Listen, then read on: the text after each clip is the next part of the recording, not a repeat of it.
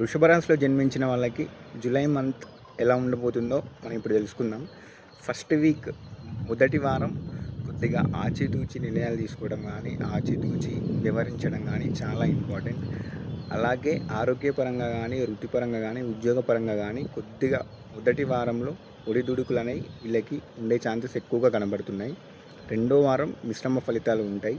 3-4 వారాలు చాలా బాగుండే ఛాన్సెస్ ఎక్కువ కనపడుతున్నాయి.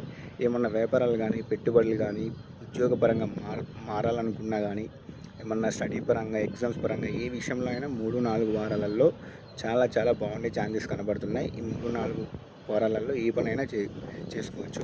అలాగే మెయిన్గా ఆరోగ్యపరంగా గాయాలు, చిన్నపాటి గాయాలు అయ్యే ఛాన్సెస్, అలాగనే కొద్దిగా కోపం తగ్గించుకొని ఓపికగా నిదానంగా డెసిషన్ తీసుకోవడం కానీ, మాట్లాడడం కానీ చాలా ఇంపార్టెంట్.